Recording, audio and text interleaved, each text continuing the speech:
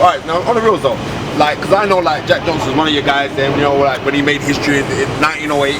Yeah, I mean, when he became the first black heavyweight champion. My hero, hero. Yeah, I know your hero, because that's all you're going about. And you really think like Floyd Mayweather, when you say like greatness, how you want to take it?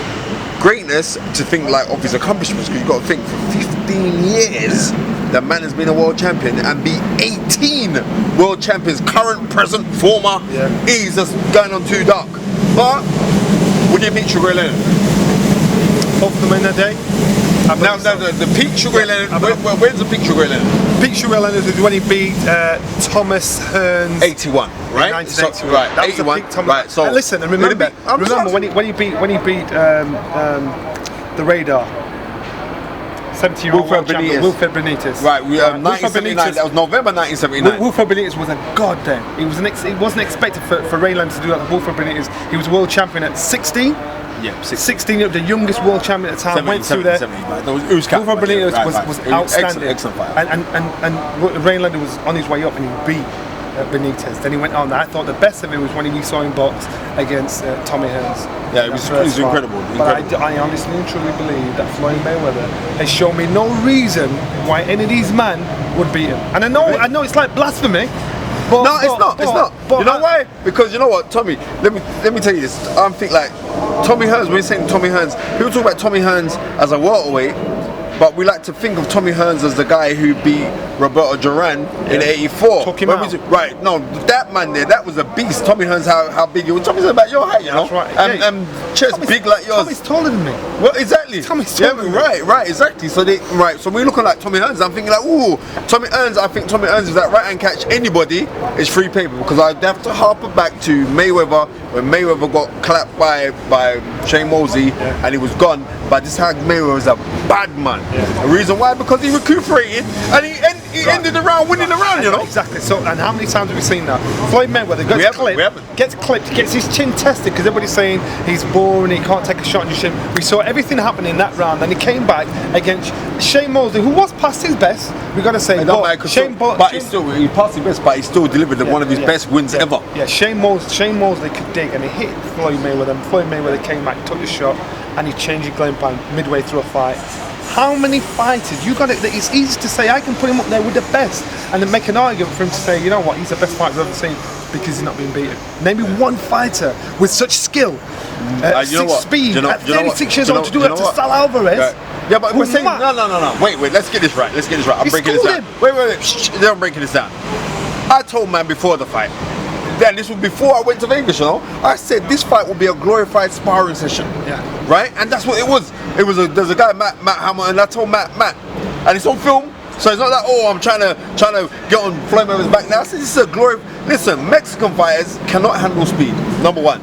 Sal Alvarez is a man that tries to copy Floyd Mayweather. Yeah. The shoulder roll, right? Everyone trying to follow the shoulder roll. If you want to know about the shoulder roll, go and watch George Benton, the man that trained Evander Holyfield, Pernell Whitaker, Tyrell Biggs, Magic Taylor. Watch him when he used to fight in the 60s. In the 60s, he used to master the shoulder roll. Now I was with Floyd's dad when I was out there. I've done my little piece for Sky. You know, we're getting paid now, right? I'm out there. Johnny Nelson's the pioneer. You know, bring man in. That's why I love Johnny Nelson. Because you know how it goes. You know when certain people get a little bring in, they don't want to bring no one else in. You know what I mean? It's like, right, I get in all the sweets. Johnny Nelson, right? Exactly. Johnny Nelson, a role model. But anyway, look how young he look.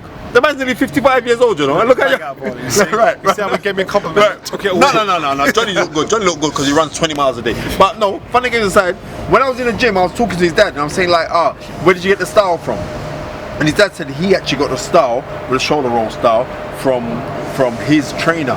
So I said, so you weren't watching, like, you never got to sit down and watch like guys like Archie Moore used to shoulder roll, or you never used to watch Judge Joe Walcott used to shoulder roll. He said, no, none of them, man. I said, I got it from my amateur coach.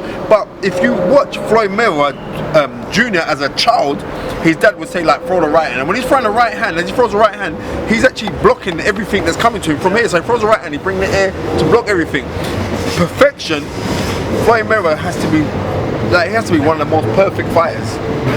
One of the most, seriously, he's one of the most perfect fighters of all time. Yeah, find You know a chink in that man's armour. We cannot find one. At 36 years old, we cannot find one in that man, a chink in that man's armour. And I put on Twitter to say that, you know, I don't believe it. I think he's the greatest fighter we have seen. And it's hard to say because he's here. We've got to enjoy the moment. And people say, no, I don't believe that. That's garbage. That such and such was better. Such and such was better. Why are you telling me that? You know, is it because he's in your lifetime? And that's what the problem is. You know what happens? This is the rules, yeah? Because it's like you're peeing on people's childhood memories. Yeah. So when you tell people like, nah, this guy's the greatest, and I'm gonna be real. The reason why Floyd Mayweather winds up a lot of people, and this is the truth, why he winds up a lot of people, because he's that good and he lets you know that he's that good. Yeah. Do you know what I mean? Some people looking at it as arrogance and being big-headed. If you have that talent and that self-belief, it's just confidence. And there's a difference between, if you haven't got that confidence, if you haven't got that talent, when you see someone with talent to tell you, you know what, I'm actually very good at this, they think you're just being a big-head. It's a different world. And Floyd Mayweather's not being arrogant, he's not being big, he's just saying, well, actually I can do that. That's what I can do. You know, I've seen people that I see Floyd in the gym, right?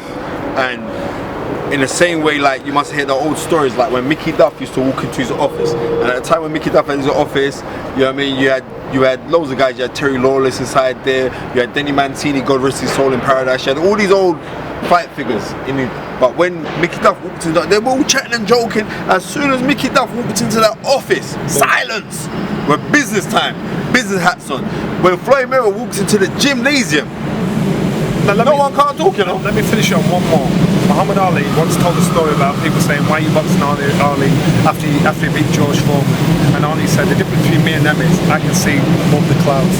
He said, it's like I'm walking and the clouds are there and I can see what's happening over there. The people below the clouds, they can see the little ditches, and I can step over that step over that ditch. They can't see what I can see. So when I'm saying, look, I'm carrying on because I know I'm carrying on, they'll never understand it. He said that in 1980 on Parkinson. Right, that's what he said. Right. So that's Floyd. So what Floyd Mayweather is doing now, he can see above the clouds. He can see what we can't see, because he's a gifted individual to the point where, you know what, we will never figure out how he's doing this, how he manages to come at age, to integrate speed, skill, knowledge, patience, confidence, and put it all into one basket and make it look so easy.